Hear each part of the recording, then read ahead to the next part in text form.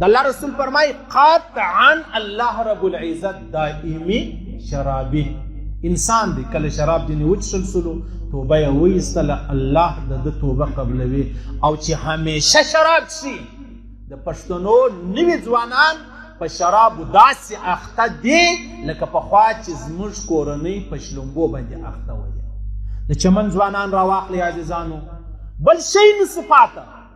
څه روپۍ الله ورکړلې څه دولت الله رب العزت ورکوي راولاړ سو د الله په مخالفت کې د الله په مقابله کې د الله په نافرماني کې دا روپۍ چې دی هغه خرڅېده شروع کو او چې کله سړی داسې لیند اختیار کړي بیا خالي و عذاب ته ګوره چې الله رب العزت پر دې څنګه عذاب راولي مسلم باغ والا ته الله رب العزت څه کرم ورم څه روپۍ یې ورکړلې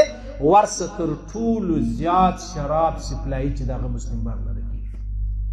ما زه شتې ته هر ورځ ژاړم په ژره مخه تاوځه په لمانځه مخه تاوځه د ده په تسبو مخه تاوځه ورسه وګوره په موټر کې په ګاډۍ کې به د ده سره په هغه خړه لفافه کې بوتل ورسره وي دوی به یې پروګرام ماښام ته جوړ کړی یا د سبا ماښام ته جوړ کړی دا څوک دا د الله رسول فرمایي دائمي شرابي الله قطعا نه بخشي بیا روایاتو کې راځي الخمر جماع الاسم د الله رسول فرمایي وای کوم دا شراب نه شراب دا د ګناو جړ دی جړ چې کله سړی شراب وڅ بیا مور خور او کور والا وده ته فرق نه ورکوي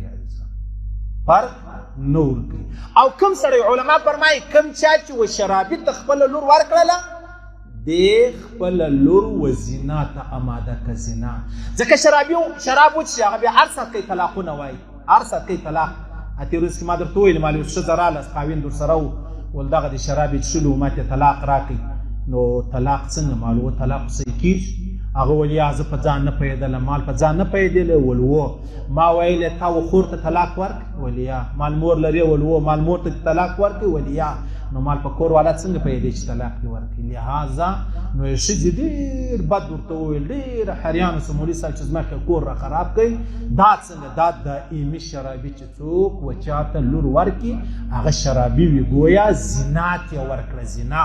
بیا چې نه مني بیا طلاق نه مني طلاق او یا ما نه یې طلاق کړی زه په ځان نه پوهېدم زه په ښه شم ولم ته حملداره یې ستا بچی په نس کې ستا ملایان وایي چې د کومې ښځې بچی په نس یې هغه طلاق ورکه طلاق نه صحیح کېږي خبره داسې نه ده لکه دا دی چې وایي طلاق په هر حال کې صحیح کېږي په هر حال کې